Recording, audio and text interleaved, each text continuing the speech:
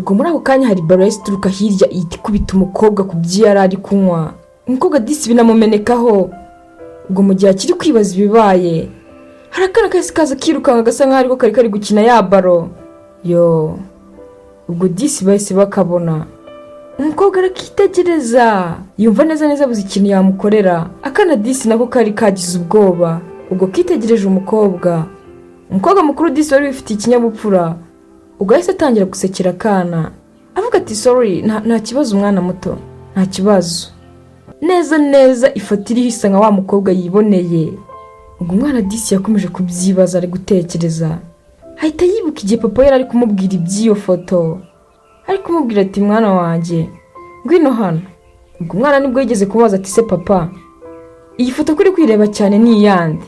Ubwo papa yaramubwiye ati rero mwana wanjye, uyu nguyu ni mama wawe Linda, sibyo? Uyu nguyu ni mama wawe.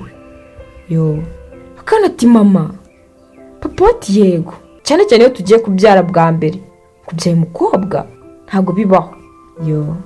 Ubwo umukecuru yakomeje kuvuga ayo magambo asa nkaho ari gutongera umwana avuga ati twebwe rwose ntago tujye tubyara abakobwa bwa mbere, ntago bibaho, ahubwo bakujyane kwa so. Ubwo disi umukecuru yavugaga ayo magambo, papa w'umwana ari kubyumva ari kwibaza ati ariko isi n'ibiki koko mama wanjye ari. Ubwo papa yari akomeje kuganiriza Linda uburyo yakuzemo. Ariko umukecuru ubwo Linda akimara kuvuka yahise atumizaho abagabo baba bameze nka ba rushimusi. Araje atumizaho uwo mugabo aramubwira ati kiragenda urufata uno mwana w'uruhinja ugenda umujugunye mu myanda, imbwa zizamurye cyangwa se agazabura abamutoragura, kubera yuko inguyu sinamurera rwose. Ubwo akana disi amarira yari kenshi karimo kurira kwa kundi uruhinja nyine ruba rukivuka runashonje. Gusa ariko umukecuru yahise arutandukanya na nyina ari kuvuga ati genda urujugunye, ntabwo twebwe rwose tujye tubyara abakobwa bwa mbere. Ubwo umukecuru yahise afata umuhungu we aravuga ati tugende mwana wa, urareba ngo bashatse kukugerekaho inda, ubu se mu muryango wose ni wowe rwose wari uva mu rugo, nkurikira umugore bigenze. Ubwo ibitekerezo yari byinshi, kuryama byanze, ibitotsi nta hantu wabikura ubizi neza ko bakujugunye imfura. Ubwo disi yararyamaga ahubwo mu mutwe yakagarukamo rya jwi ry'uruhinja akibaza disi icyo yakora. Linda ndagukunda mwana wanjye, humura rwose nta kintu uzaba, ndabizi mu muryango wacu ntabwo bagukunda, ntabwo bakwishimiye habe na gato, ariko njyewe ndagukunda. Ikindi kandi ndizera neza nashidikanye ko mama wawe nawe ahantu ari aragukunda mwana wanjye. Twazize umujyanama mubi ari we mama umbyara, atugira inama yo kukujugunya kubera yuko ngo wari uvutse uwo mukobwa. Ariko Linda njye ngukundira ukura ikibondo. Umwana yari akiri kubyibuka arimo kwitegereza ka gafoto, akibuka disi papa ari kumubwira iyo nkuru, arangije atekereza n'umuntu abonye. Ubwo umwana disi ngo ni Linda byaramucanze, arangije afata ka gafoto ariko yahise asohoka yirukanka. Ubwo ku rundi ruhande papa yabaga ari kwikorera uturimo tw'amaboko ari kugira ngo arebe ko arabona imibereho we n'umukobwa we.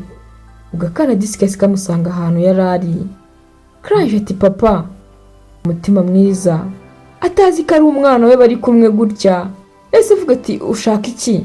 Uriko ushaka ko nkugurira akabiswi? Ubwo umwana yazunguje umutwe. Disi papa ubwo yari yagiye kwihisha inyuma arimo kubireba byose.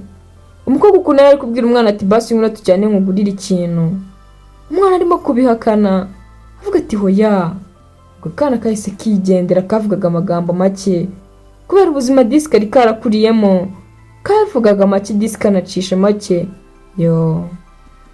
Ubwo disi akana kahise kigendera, umukobwa asigara aho ngaho ari kuvuga ati ariko se umwana disi banze yanyikundiye. Basa nkaho nawe yakomeje gukurikirana ubuzima bw'umwana. Ubwo umukobwa yamuciyeho araje ati niko se muko wabyakira gute nkubwiye ko umwana wawe akiriho? Umukobwa ati umwana wanjye? Uwuhe mwana ari kuri kunyinisha? Uri kunshinyagurira? Umugabo ati hoya, ubu suri kubona ndanganje kugushinyagurira koko? Nagira ngo menyeshe yuko uri mwana uri gukomeza aza kureba kwitegereza cyane, hari ahantu akuzi, kandi uriya mwana niwe wakwiye mu nda yawe, ni wowe wamubyaye. Mana yanjye ubwo umukobwa yahise yikangamo araje ati uvuze. ubwo umukobwa yasubije ko amaso inyuma yibuka ukuntu umwana yakomezaga amwitegereza, ukuntu nawe yamubonye disi akumva aramwikundiye. umukobwa asubiza inyuma ko karatekereza. ubwo amarira yari menshi disi kuri bose, akana disi karimo kurira, buri wese yishimira ko ahuye n'undi. ubwo papa wabo yarabarebye araje avuga ati reka nigendere, ndabizi neza ko njye batanyitayeho kandi atamvugisha.